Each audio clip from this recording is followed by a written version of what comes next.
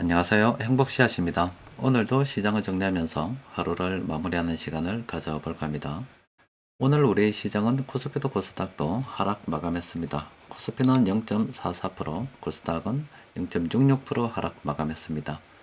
시장 수급을 들여다보면 코스피에서는 외국인하고 기관들이 동시에 순매수했고, 그리고 코스닥에서는 기관들만 순매수를 했습니다. 업종별로 들여다보면 일단 전반적으로 세력들의 순매매 규모를 볼 때 그렇게 크지는 않습니다. 연말이 되어서 또 그렇지 않아도 우리나라 정치 상황이 시끄럽지 않습니까? 그래서 조금 소강 상태로 이어지고 있다. 거래가 이어지고 있다. 이렇게 보시면 될 것 같아요. 그래도 이 외국인들하고 기관들이 동시에 순매수하고 있는 이런 업종들, 그리고 그 속에 종목들이 좀 있거든요. 그럼 우리는 뭐 형편되는 대로 이쪽으로 계속 분량을 모아가는 게 좋지 않을까 싶어요. 최근 들어서 우리 시장에서 이 환율이 매우 가파르게 급등하고 있습니다. 지금 1466원까지 올라갔습니다. 환율이 저렇게 가파르게 상승을 하고 있는데 지금 외환당국에서는 뭐 한우 이런 이야기들이 나오고 있습니다. 그런데 뭐 여러 가지 이야기들 나오는 것 중에서 쭉 정리를 좀 해보면은 의미가 없다 이런 주장들도 있습니다. 의미가 없다. 그 말이 무엇이냐면은 지금 전 세계 달러 추세를 볼 때 이게 인덱스입니다. 달러 인덱스로 보면은 돈이 미국으로 흘러 들어가고 있습니다. 뭐 중국도 그렇고요. 또 유럽 연합도 그렇고 일본도 뭐 주춤하다가 다시 들어가고 있습니다. 우리나라도 그렇고. 그러니까 이렇게 미국으로 돈이 들어가고 있는 이유는 트럼프가 1월 20일 날 이제 드디어 다시 권력을 잡아서 전면에 나서게 됩니다. 그렇게 되면은 뭐 72시간 내외 뭐 많은 이야기를 하겠다고 그래요. 그게 앞으로도 상당 기간 지속이 되겠죠. 그 중에서 환율에 대한 이야기가, 관세에 대한 이야기가 있습니다. 그 관세를 높이게 되면은 자연스럽게 미국 물가가 높아질 수밖에 없을 거고, 그렇다 보면 연준에서도 이에 대해서 답을 했죠. 그러면은 내년에 금리를 갖다가 우리는 2번 정도밖에 못 내릴 것이다 이런 이야기를 했습니다. 그렇다 보니까 시장에서는 우리가 생각했었던 것보다 환율 하락이, 그러니까 금리가 내리는 게 조금 느려지겠다 이런 생각도 하게 된 거고, 또 그럴 것 같으면은 당분간 미국이 계속 고금리로 뭐 이어간다는 건데 차라리 그럴 것 같으면 미국 채권 쪽으로 가는 게 좋겠나 이런 생각도 좀 하고 있는 것 같아요.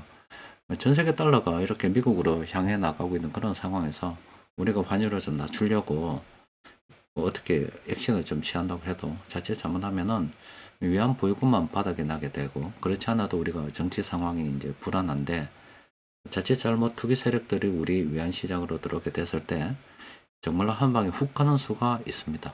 지금 이번에 총리까지 만약에 정말로 이제 탄핵이 된다 그러면은 외국인들 입장에서도 그렇잖아요. 이게 우리나라인데 누가 대장이 있어야 그 대장하고 어떤 이야기가 소통이 될 거 아닙니까? 그런데 대장이 될 만하면 이제 날려버리고, 뭐 다음에 또 대장이 또 될 만하면 날려버리면 지금 도대체 지금 무정부 상태나 다름이 없는 거잖아요.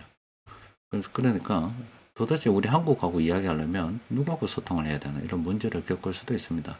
그러니까 이런 이제 정치적인 불안이 있다 보니 그 가운데서 지금 우리 외환시장마다 마저 이렇게 어려움을 겪게 된다 그러면은 보유고도 다 날아가고 투기 자금이 들어오기 굉장히 좋은 그런 시점이 놓여가지고 있겠죠. 그래서 정신들이 뭐 잘 되려고 가는 거겠죠. 뭐 결론은 멀리 봤을 때 국민들이 잘 되길 하는 뭐 그런 정치를 하는 거겠지만은 나라가 지금 어떻게 돌아가는지 어떤 상황에 놓여가지고 있는지 대충 좀 상황을 좀 봐가면서 좀 까불어야 되지 않겠나 싶어요. 정말로 여러분들 한 표 한 표 찍을 때 제대로 된 놈 찍어야 됩니다. 이게 정치 수준이 우리 국민들 수준이라고 보면 돼요. 어떻겠습니까? 우리가 뽑은 뭐 국회의원들이고 또 그로 인해서 일어나는 일들이고 우리가 감당해야 되겠죠. 자, 세력들이 공통으로 배집한 종목들이 20개 종목이 있습니다. 좀 들여다보면은 일단 강남 제비스코 이 종목 있죠. 자, 지난번에 한번 와서 한번 시세를 냈습니다. 자, 정점을 지나서 한번 꺼먹고 이게 한 추세가 끝났다는 이야기입니다. 그러면 이제 새로운 상승이 있겠죠. 그래서 쭉 이렇게 빨간색이 많으니까 또 그리고 뭐 이때쯤 어떤 세력들이 돌아왔다고 보면은 그러면 지금 이 이후에 세력들이 빠져나가지 않았다 이렇게 볼 수가 있겠죠. 이 종목은 뭐 현금 흐름만 괜찮다 그러면은 충분히 지금도 막 총을 한번 땡겨도 되지 않겠나 싶은 그런 상황입니다. 상승력이 있다라고 봐야 될 것 같아요.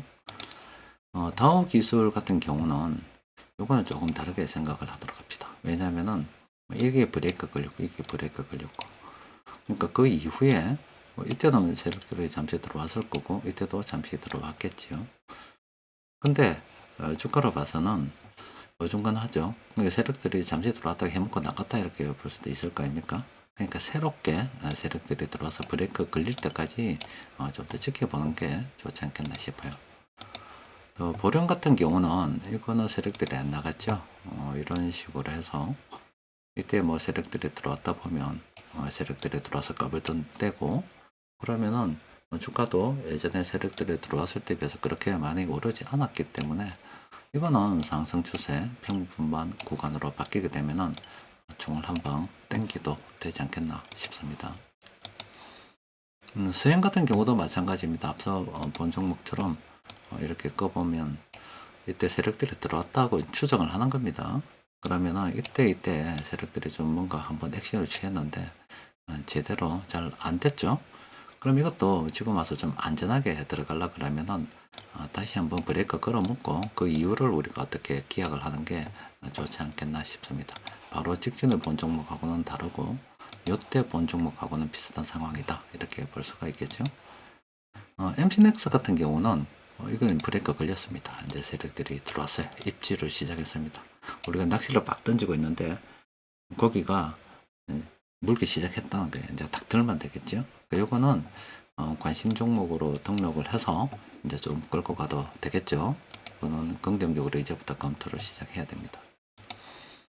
한미 글로벌 같은 경우는 수익 매매 신호가 떴습니다. 요거 한번 여러분들께 자세히 설명을 좀 해드릴 건데, 자, 이렇게 이제 추세가 바뀌어서 세력들이 들어와서 이제 브레이크 걸어본 시점, 이 시점이에요. 그럼 세력들은 그 이전부터 이렇게 들어왔겠죠. 근데, 그럼 여기가는 뭐냐? 장기적 관점에서 내가 총을 쏠 것을 고려해 봐야 될 시점입니다. 어디쯤? 그러니까 이때쯤 총을 쏴도 될 거고, 아니면 좀 빨랐다 시면 이때쯤 총을 쏴도 되겠죠. 어쨌든 이 기간 내에서는 내가 이 빨간색 개수 다 소진할 때까지 아니면 어느 정도까지 내가 분할 매도하겠다. 이런 식으로 해서 좀 장기적 관점에서 보고 들어가는 겁니다. 그런데 이게 브레이크 한번 걸리고 한 번 더 걸리죠. 한 번 더 걸리면 이제 이런 녹색 신호가 뜹니다. 이거는 뭐냐면 스윙 매매입니다. 장기적으로 이렇게 빨간색 다 까먹을 때까지 이렇게 쭉 오를 거라 생각을 하고 그 가운데 어떤 주가의 등락들이 있을 거 아닙니까? 그 등락들을 이용해서 적어도 이 빨간색이 다 까먹어질 때까지는 굉장히 좀 안정적으로 우리가 투자를 진행할 수 있다고 확률적으로 높은 투자를 진행할 수 있기 때문에 그럼 이때는 이제 수익 매매가 되겠죠. 지금 한미글로벌 그런 거고 요거는 제가 1월 2일부터 제가 여러분들께 이게 이제 프로그램 다 정리가 됐습니다. 배포를 할 건데 그 이후에 배포하고 나면 이제 여러분들이 본격적으로 사용하실 때 자세히 정리해 보도록 하겠습니다. 지금 수익 매매도 마찬가지입니다. 평범한 구간 여기에서 항상 매수가 들어가야 됩니다. LCU 플러스 오늘 매수가 들어왔는데 이거 잠시 한번 봐드리면 이것도 똑같습니다. 공식입니다. 공식. 빨간색이 많으면 상승력이 있다는 거고 브레이크가 걸렸기 때문에 이때부터 우리가 관심을 가져야 되는 겁니다. 그럼 이 어딘가에서 우리가 한번 총을 쏴 봐야 되겠죠. 이거는 이 빨간색이 다 까먹을 때까지 우리가 들고 가는 좀 장기적 관점에서 들어가야 되는 거고. 자, 두 번째 다시 한번 더 걸렸죠. 이때부터 이제 수익 매매가 시작이 되는 거예요. 그럼 이렇게 녹색이 이렇게 찍히면 이때부터 그 다음날 보는 겁니다. 그럼 이거는 빨간색이 이렇게 다 소진될 때까지 굉장히 높은 성률로 우리가 매매를 할 수 있기 때문에 그거 보고 우리가 이렇게 들어가는 거예요. 앞서 본 한미 글로벌이나 이 LGU 플러스나 똑같은 지금 그림, 똑같은 그림 지금 그려지고 있죠. 이 공식처럼 생각하려고 하면은 투자가 그렇게 어렵지 않습니다. 자, 여튼 우리가 시장이 굉장히 좀 혼란스럽습니다. 정치가 혼란스럽다 보니까 그게 다 반영이 되는 거고 또 외환시장도 금융당국의 판단이 저도 좀 맞다고 생각을 합니다. 지금 전 세계 달러가 미국으로 다 가는데 자칫 지금 환율 방어 까불다가 위안부 요구마저 틀리게 되면은 정말로 국민들 날아가는 수가 있습니다. 그래서 지금 우리나라를 지키고 있는 사람들은 누구냐면은 공무원들입니다. 공무원들. 우리나라 공무원들이 정말로 참 성실하고 똑똑한 사람들입니다.